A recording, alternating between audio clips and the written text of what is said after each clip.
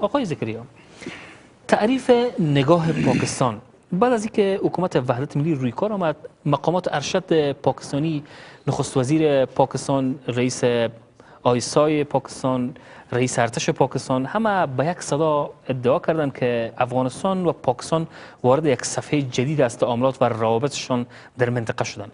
دقیقاً سفر مقامات پاکستانی به افغانستان یک خوشبینی را ایجاد کرد که گویا پاکستان رویکردش را نسبت به قضایای امنیتی افغانستان تغییر داد.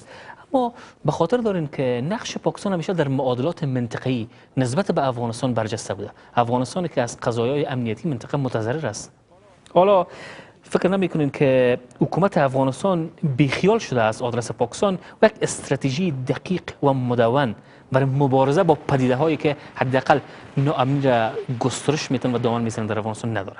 به عقیده ما پاکستان در تنش‌هایی که روبرو شد، بنیادگرایی طالب وضعیت پاکستان خیلی خراب کرد و پاکستان ناگزیر شد که در سیاست کلان خود تغییر وارد کنه و منافع اولیای کشور خود با وصفی که در جنگ نیابتی پاکستان افراد مسلح را و نیروهای آزاردهنده را حمایت میکرد، چی در افغانستان و چی در کشمیر، بر علیه منافع هندوستان و بر علیه منافع افغانستان. بالاخره این درگیر مشکل شد و مجبور شد سیاست کلان خود تغییر بده. سرتاج عزیز به صراحت گفت که دیگه طالب خوب بد نیست و ما با طالب به عنوان دشمن و یک پدیده تهدیدی بر منافع کلی پاکستان میبینیم و به اینا شروع کردن فشار وارد کردن و اکثرشان از خاک پاکستان بیرون کردن. دیدگاه ما با دیدگاه پاکستان کمی تفاوت پیدا کرد از نظر دنیا.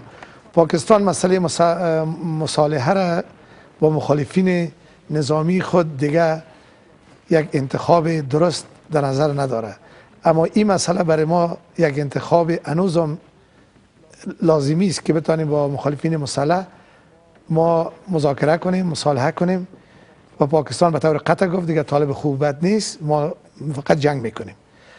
ما در این قسمت که پاکستان به یک فیز جدید یا فاز جدید از مبارزه بر علیه تروریسم گام گذاشته، ما به یک وضعیت دیگه هستیم. دنیا ما را به یک وضعیت میبینه، پاکستان به وضعیت دیگه. اما به طور کل دیدگاه دنیایی است که این مشکل جهانی است، نه مشکل افغانستان است و نه مشکل پاکستان، نه مشکل عراق و سوریه، بلکه این مشکلی است که حوزه ها را گرفته تا دنیا تهدید میشه، فرانسه تهدید میشه، مادرید تهدید میشه. نه اونا راههای مبارزه و راهکارهای چگونگی مبارزه هم دارن در حکومتشان.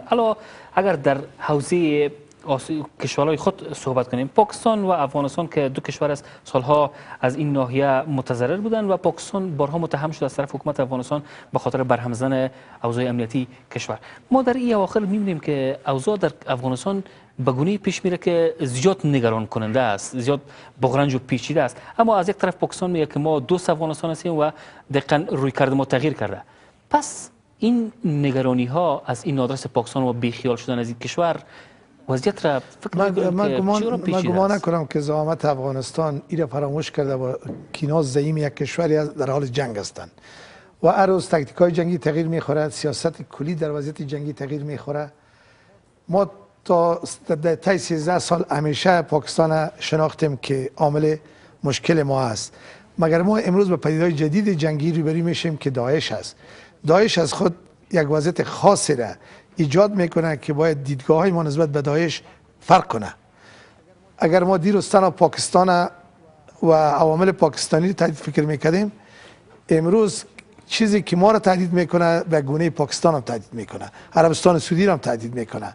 طرحی که عربستان سعودی در خلیج فارس داشت که بر علیه منافع ایران داعش ایجاد کنه، امروز عربستان سعودی درگیر مشکل بسیار بزرگ شده که دیگه توان از این نداره که به پاکستان کمک برساند. در فکر عزیز که باید یمن از مشکل نجات بده. دقیقاً. اگر پاکستان متضرر است با توان دیروز خود نشون عربستان دیروز به پاکستان حمایت میرساند، اما امروز جبهه واحد ایجاد کرده که خود از مشکل یمن نجات بده. اگر پاکستان متضرر است از این قضایای منطقه‌ای در بخش امنیت و اقتصاد، افغانستان پاکستان را دوست میگه حکومت وحدت ملی، رهبرانش پاکستان را حالا با رویکرد تازهش نوع نگاه خوشبینانه میگن و بیخیال هستن و پاکستان هم ادعا میکنه که ما دوست افغانستان هستیم.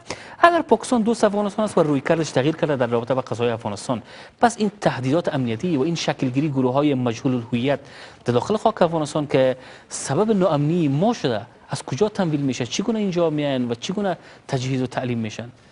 پاکستان به طور قطع عامل از این ناامنی‌ها است، به طوری که اینا مخالفین خود از خاک خود بیرون کردن و شرایط مساعد کردن داخل خاک ما به و حتی طالب سیاه و سفید با ما مطرح شده که طالب لباس تغییر میده داعش میشه. اما خود داعش با کدام ایدئولوژی و استراتژی داخل خاک افغانستان شده یک مشکل و استراتژی کلی جهانی است که امروز ما میبینیم چهره ترکیه در پشت سر داعش است، عربستان سعودی است، قطر است، اسرائیل است و امریکا به خاطر جلوگیری از نفوذ ایران. ممنون. اما این پدیده ایدئولوژی او یک دیدگاه سیاسی بود، یک هدف سیاسی بود که یا ترک کردن. این به یک ایدئولوژی تبدیل شد و این ایدئولوژی گاگای فرق بین دوست دشمن کردن نمیتونه. تمام مخالفین نمیزنه. آقای حمیزه‌ای، آقای سعادتی گفت که زیاد حکومت وحدت ملی بیخیال نیست در راستای تأمین امنیت و ثبات و آقای زکریا میگه که دیگر هنوز پاکستان را به دوستیش نباید درست اعتبار کرد و باور کرد اگر اشتباه نکنم. شهرهای کابل غزنی در راه وردک 13 شهروند افغانستان بیرحمانه شهید میشن. 31 نفر هنوز هم در قید گروگانگیری اسیر است. شهادت مطیع الله خان، حمله در حوزه 5 نقاب پوشان که آمدن خانقاه را در دادن، افراد را اونجا شهید ساختن. در حوزه 2، در حوزه 5. پس اگر حکومت افغانستان بیخیال نیست و آقای غنی هم در نخستین روزهای کاریش وعده کرد که ما امنیت را تأمین میکنیم به ویژه شهر کابل را، ولی پایتخت است که متضرر است و این شاهراها است که هر روز با خون شهروندان این سرزمین رنگ میگیره. حکومت چه توجهی کرده؟ ټول مسلې یو رقم نه دي، مسایل سره جلا دي. انتیار ځان ته لامل لري، انفجار ځان ته، ترور ځان ته، اختطاف ځان ته، ډله ییز جنگ ځان ته، بعضې مسایل په مواد مخدرو پورې تړلي دي. تاسو ګورئ د هر مسایل چې دي دا جلا جلا بورد لري. افغانستان یو مملکت دی چې د دنیا د رقابت میدان ګرځېدلی دی، بلخصوص د منطقې د رقابت میدان دلته ګرځېدلی دی. که موږ یو شی په فکر کې راولو، زړې خبرې یا د تیر حکومت کې چې کومې پیښې سوي دي هغه هیرې نه کړو. که وګورو نسبت هغه ته او د اوس حکومت ته وګورو، ډېر تفاوت او فرق راغلی دی، په ډېرو مسایلو کې فرق راغلی دی. په تیر حکومت کې مې دغسې پیښې سوي دي چې درته وایم چې په سلهاو انسانان په یو انتیار او انفجار کې د بینه تللي دي، په شهادت رسېدلي دي، د خارجیانو د خواسه، د همسایهګانو د خواسه، د طالبانو د خواسه. په حکومت کې مې د ځینو لیونیانو د خواسه زموږ بېګناه افغانان په شهادت باندې رسېدلي دي.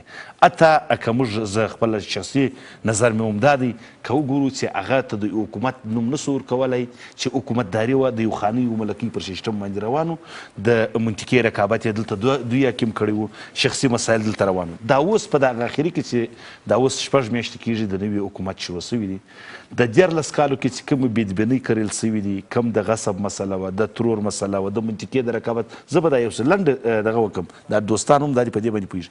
د هندوستان او د پاکستان رقابت په دې 14 کاله کې په افغانستان کې چا حاکم کړی و؟ د سولې د مسلې خنډ څوک جوړ سوی په افغانستان کې؟ خو په 14 کلني یا په تیر حکومت کې ځینې افراد و اشخاصو.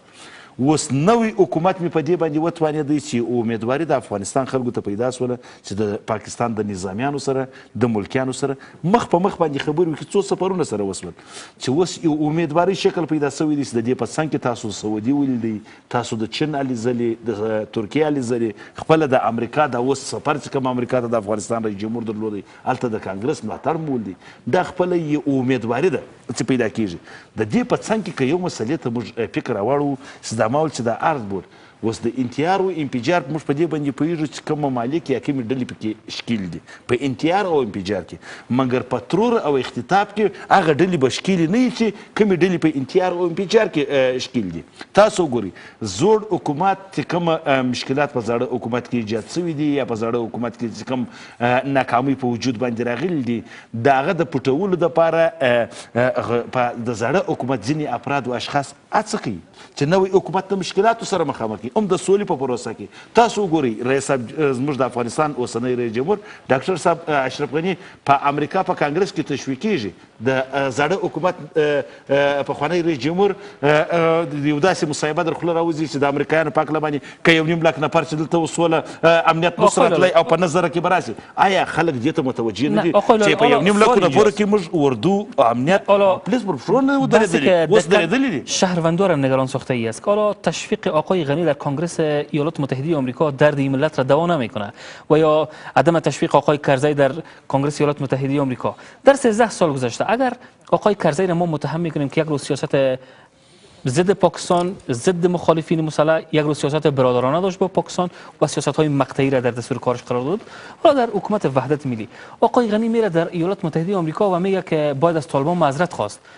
دقیقاً شهروند به عنوان کسی که متضرر از هر روز قربانی میته، فرزندش کشته میشه، زنش، پدرش، مادرش، او در یک خالیگاه ذهنی قرار میگیره که ما با کی اعتماد کنیم، با کی باید رجوع کنیم و از کی بخوایم که برادر همین وضعیت را خاتمه بخشیم. داسې دي دواړو ته زه جواب په دې شکل باندې وایم 3 کاله زموږ اړیکې د امریکا د حکومت سره کرزي د خپلې شخصي ګټو په خاطر خرابې کړې وې د اشرف غني په وجود کې د جوړېدو خواته ولاړې یوه مسله. دویمه مسله د کم طالب باید چې بخښنه وغوښتل شي. بلې زه د ډاکټر صاحب اشرف غني هغه خبره تاییدوم په حکومت کې ځینې ناحاله چارواکو د خپلو شخصي ګټو په خاطر باندې د خپل نامشروع قدرت د ادامې په خاطر باندې چې د خلکو په کورو ورننوتل، د خلکو کورونه چور کړل، د خلکو مځکې چور کړلې، هغه یې دې ته طالب باید سړی وپېژني. یو هغه طالب دی چې د پاکستان یا د نور استخباراتي ډلو در سایې لاندې ژوند کوي. یو هغه طالب دی چې د عقدې پر بنیاد باندې جنګېږي چې دلته کفار افغانستان ته راغلي. یو هغه طالب دی چې د ځینې افراد و د اشخاص د لاسه توپک په لاس کې اخیستلي. په دې حکومت کې ځینې افراد و اشخاص د خلکو پر کورو ورننوتل، یعنی د خلکو د کورو سه پیسې را ایستلې. دستبندی را شما میکنین ولی در حکومت افغانستان در 13 سال گذشته والا در حکومت وحدت ملی یک تعریف مشخص و واحد است دوست و دشمن وجود نداره. هنوز یک رویکرد تازه‌ای که با کدام طالب مذاکره، با کدام طالب جنگ و کدام طالب را باید راند وجود نداره. هغه خارجي چې زموږ خلک بېګناه افغانان وژني هغه هم قاتل دی، ظالم دی. هغه په حکومت کې چې کم چارواکي ننوتلی دي چې زموږ خلک بېګناه او بې موجوبه وژني هغه هم قاتل دی. هغه مساید چې مې وژني هغه هم قاتل دی. هغه طالب چې مې وژني هغه هم قاتل دی. یو دا مسلې باید چې ټولې سره راګډې نه کړو. زه وایم په افغانستان تعداد د بون په مجلس کې کوښ کېښول سو که دغه یوه ډله موږ نفی کړې نه وای. تاسو وګورئ افغانستان په یو قوم نه جوړیږي، په یو ولایت نه جوړیږي، په یوه منطقه نه جوړیږي. افغانستان د افغانانو مشترک کور دی.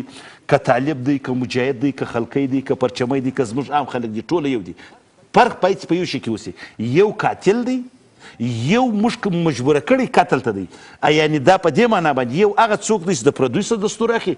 یو ما درته وویله چې زموږ په حکومت کې، په زاړه حکومت کې، په 14 کلني حکومت کې د طالبانو خطرناک خلک در اوسه ساعته پورې په وظیفو کې پاته دي. دغه اوس چې نامنۍ جوړېږي چې موږ یې اقدامات د 4 ټکو ته اشاره وکړو چې انتیار او انفجار به یوې خواته پرېږدو. دغه د ترور اختطاف مسله چې ده دا اوس د مطیع الله خان د مرګ سره تا تماس ونیوئ. آیا دا پر پاکستان تاوانوي که پر طالب که پر ایران تاوانوي؟ خپل په تحقیق کې به راوځي چې دا څوک دي. آیا دا اختطاف چې کېږي دلته دا پر چا باندې تاوانوي؟ آیا پر دغه لارې باندې چې دغه خلک چې دا اوس یې په 21 نفره چې په څوک یې په داعش پورې تړي چې تر اوسه پورې تثبیت ده، څوک یې په یوه ډله پورې تړي، څوک یې په بله ډله پورې تړي، دغه ځان ته مسله ده. زه وایم موږ یو کار باید چې وکړو ټول افغانان د نوي حکومت سره به مرسته او کومک وکړو. په زاړه حکومت کې که څوک خنډ او مشکل ورته جوړ وي هغه ته به ووایي چې نور د دې پر ځای باندې سته مشکلات جوړ کړي، کومک او سوله وکړه. نور افغانستان باید چې نور خلک پر ټوټو سره ونه ویشي. د رقابت میدان ګرځېدلی دی. هندو پاکستان دلته تشکیل دی، د امریکا رقابت، د ایران مسله دلته وګورئ، د چین مسله، د روسیې مسله، دلته کوچني مسایل نه دي. که موږ عادي فکر وکړو امریکا حکومت راغلی دی بس بیرته وځي. د امریکا حکومت راغلی دی، عادي نه راغلی دی. داسې د ځانه سره کوم خلک راوستلي دي چې په هغه وخت کې راوستل دوستان یې ول، نن یې مخالفت کوي. زه د هغو خلکو څخه خواهش کوم چې نور د افغانستان خلک د مشکلاتو سره مخامخ کوي. زه هم که په حکومت کې، که د حکومت د باندې، که زموږ همسایه، که مسله مخالف چې د افغانستان خلک وژني هغه د افغانستان د خلکو قاتل دی. خلک باید چې موږ دې ته مجبور نه کړو چې د دشمن په صف ودرېږي. یک میان برنامه کوتاه داریم و دوباره برمیگردیم.